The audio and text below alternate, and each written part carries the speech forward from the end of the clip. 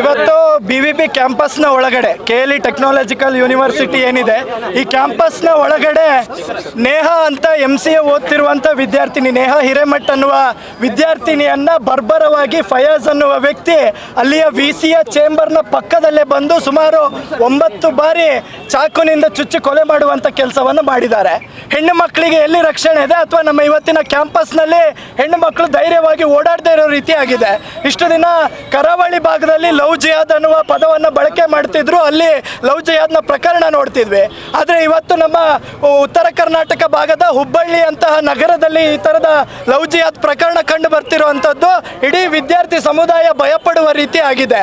ಈ ಥರದ ಜಿಹಾದಿ ಮನಸ್ಥಿತಿಯ ವ್ಯಕ್ತಿಗಳು ಎಲ್ಲಿವರೆಗಿರ್ತಾರೋ ಅವರಿಗೆ ಸಪೋರ್ಟ್ ಮಾಡುವಂತಹ ರಾಜ್ಯ ಸರ್ಕಾರ ಎಲ್ಲಿವರೆಗಿರುತ್ತೋ ಇಂತಹ ವ್ಯಕ್ತಿಗಳನ್ನು ಕೂಡ ಎಲ್ಲಿವರೆಗೆ ಅವರು ನನ್ನ ಬ್ರದರ್ಸ್ ಅಂತ ಕರೆಯುವಂಥ ವ್ಯಕ್ತಿಗಳಿರ್ತಾರೋ ಅಲ್ಲಿವರೆಗೂ ಕೂಡ ಇಂಥ ಕೃತ್ಯಗಳು ನಡೆಯುತ್ತೆ.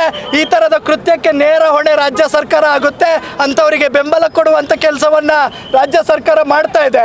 ಈ ಥರದ ಲವ್ ಜಿಹಾದ್ನ ಪ್ರಕರಣಗಳು ಮುಂದೆ ನಡೀದೇ ಇರೋ ರೀತಿ ರಾಜ್ಯದಲ್ಲಿ ಕಾನೂನನ್ನು ತರುವಂಥ ಕೆಲಸವನ್ನು ಮಾಡಬೇಕು. ಹಾಗೆಯೇ ಈ ಕ್ಯಾಂಪಸ್ನ ಒಳಗಡೆ ಸರಿಯಾಗಿ ಒಂದು ಭದ್ರತೆಯನ್ನು ಕೊಡಬೇಕು.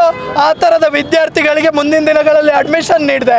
ಇವತ್ತು ಕಾಂಗ್ರೆಸ್ನ ಕಾರ್ಪೊರೇಟರ್ನ ಮಗಳನ್ನೇ ಹತ್ಯೆ ಮಾಡಿದ್ದಾರೆ. ಅಂದರೆ ಇಷ್ಟು ದಿನ ಬೆಂಬಲ ಕೊಡ್ತಿದ್ದಂಥ ಕಾಂಗ್ರೆಸ್ನವ್ರನ್ನ ಮಗಳನ್ನೇ ಬಿಡಲ್ಲ ಅಂದವ್ರು ಇನ್ಯಾರಿಗೆ ಬಿಡ್ತಾರೆ ಅನ್ನೋದು ಒಂದು ನಮಗೆಲ್ಲ ಭಯವನ್ನು ಹುಟ್ಟಿಸುವಂಥ ಸಂಗತಿ ಆಗಿದೆ.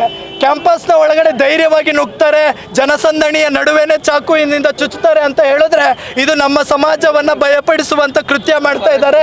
ಇದರ ಹಿಂದೆ ಭಾರಿ ದೊಡ್ಡ ಜಾಲ ಇದೆ ಅಂತ ಅನಿಸ್ತಾ ಇದೆ. ಇದಕ್ಕೆ ಕರ್ನಾಟಕ ಸರ್ಕಾರ ಏನಿದೆ ಈ ಕೂಡಲೇ ಕ್ರಮವನ್ನು ತಗೊಳ್ಬೇಕು. ಇಲ್ಲದೇ ಇದ್ದರೆ ಇವತ್ತು ಇಲ್ಲಿ ರಸ್ತೆಗಿಳಿದು ರಸ್ತೆ ತಡೆ ಮಾಡಿ ಪ್ರತಿಭಟನೆ ಮಾಡಿದ್ದೇವೆ. ನ್ಯಾಯ ಸಿಗಲಿಲ್ಲ ಅಂತ ಆದರೆ ಮುಂದಿನ ದಿನಗಳಲ್ಲಿ DC ಕಚೇರಿಗೂ ಮುತ್ತಿಗೆ ಹಾಕ್ತೇವೆ. ಮುಂದಿನ ದಿನಗಳಲ್ಲಿ ಅಧಿವೇಶನದ ಸಂದರ್ಭದಲ್ಲೂ ಕೂಡ ಮುತ್ತಿಗೆ ಹಾಕುವಂಥ ಕೆಲಸವನ್ನು ವಿದ್ಯಾರ್ಥಿ ಪರಿಷತ್ ಮಾಡುತ್ತೆ. ಮಣಿಕಂಠ ಕಲಸ. ನ್ಯೂಸ್ ಫಸ್ಟ್ ನಿರ್ಭೀತಿಯಿಂದ ನಿಮ್ಮ ಪರವಾಗಿ.